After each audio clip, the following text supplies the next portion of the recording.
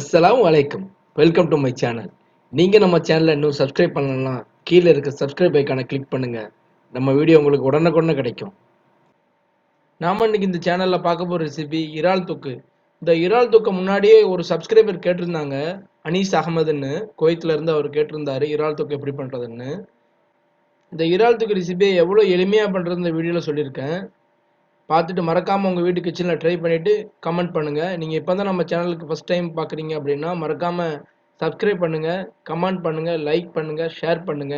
பக்கத்துல இருக்க பெல் ஐக்கானை மறக்காம கிளிக் பண்ணுங்க. வாங்க இப்போ நம்ம கிச்சனுக்கு போகலாம். ரெசிபி சப்பாத்தி புரோட்டாக்கு ரொம்பவே அருமையா இருக்கும். ஒயிட் ரைஸ் கூட வச்சு சாப்பிடலாம். அப்புறமா நீங்க நெய்ச்சோறு இந்த மாதிரி வச்சா கூட இந்த ரெசிபியை ஒரு சைட் டிஷ் மாதிரி வச்சு சாப்பிடலாம். ரொம்பவே ருசியா இருக்கும். இந்த ரெசிபி பண்ணுறதுக்கு நான் வந்து கடல் இறால், ஃப்ரெஷ் இறால் எடுத்திருக்கேன். இது வந்து ஃபார்ம் இறால் கிடையாது. ஃபார்ம் இறால்னால் அந்த இறால் வளர்ப்பாங்கள்ல அந்த மாதிரி இறால் கிடையாது. இது கடல் இறால். இது நான் ஒரு 1/2 கிலோ வாங்கினேன். அதில் 1/4 கிலோ தான் இருக்கும் இறால் வாங்கினா. ஏன்னா மற்றது கழிவு போயிடும். அதுக்கப்புறம் கொத்தமல்லி கீரை தேவையான அளவு.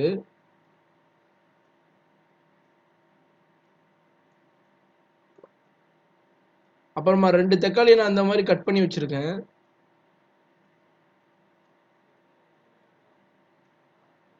அப்புறமா சின்ன வெங்காயம் ஒரு 10லேருந்து 15 சின்ன வெங்காயத்தை இந்த மாதிரி சாப் பண்ணி வச்சுருக்கேன். ஏன்னா இறாலுக்கு சின்ன வெங்காயம் பண்ணால் தான் டேஸ்ட்டாக இருக்கும். அப்புறமா காரத்துக்கு ஏற்ற மாதிரி பச்சை மிளகாய், கருவேப்பிலை.